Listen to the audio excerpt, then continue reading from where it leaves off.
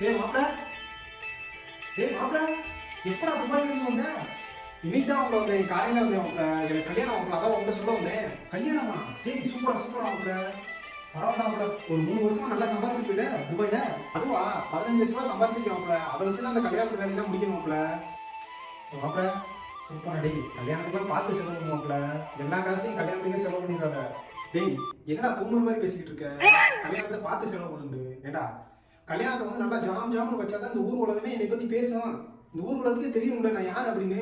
துபாயில வேலை ஒருத்தர் வந்திருக்கேன் மாப்ள, பார்த்துக்கோ மாப்ள. வா கல்யாணத்துக்கு மறக்காம வந்துரு. நான் எவ்வளவு சொன்னாலும் கேட்க மாட்டேன், பட்டு அனுபவி. மாப்ள மாப்ள, டேய் மாப்ள, துபாய் கிளம்பிட்டியா? போயிட்டு வரேன் மாப்ள. இது துபாய்க்கு போறியா? டேய் கல்யாணம் போய் 1 வாரம் தானடா அது.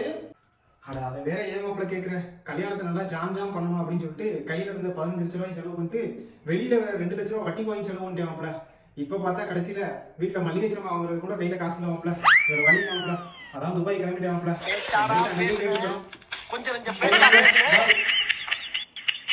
ஏமா ஃப்ரெண்ட்ஸ் எல்லாரும் டூர் போறாங்கம்மா பாண்டிச்சேரிக்கு. ஒரு 3 நாள் அவங்க கூட மட்டும் போயிட்டு வந்துடுமா. சரிடா போயிட்டு வாடா. செலவுக்கு எதுவும் காசு வேணுமா? செலவுக்கா? ஏமா செலவுக்கெல்லாம் காசு வேணாமா, நீ அனுப்பிச்சு விட்டா மட்டும் போதுமா. உன்னோட பெர்மிஷன் இருந்தா போதுமா எனக்கு. சரிடா பார்த்து போயிட்டு வா. ரொம்ப தேங்க்யூமா. ரொம்ப வருஷம் கழிச்சு இப்பதான் டூர் போறேம்மா. போயிட்டு வந்துடுமா, என்னை டிஸ்டர்ப் மட்டும் பண்ணாதம்மா. சரி போயிட்டு எங்க போனாலும் வீட்டுக்கு 6 மணிக்கு வந்துடணும். 6 மணிக்குள்ள பாண்டிச்சேரி போயிட்டு வந்துடுமா.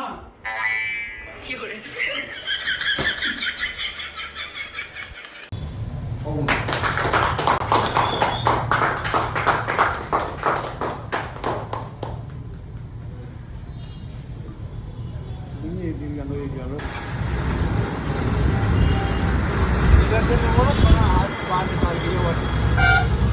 अभी लेना, अभी आप जहाँ बना रहे वहीं से बनाओ।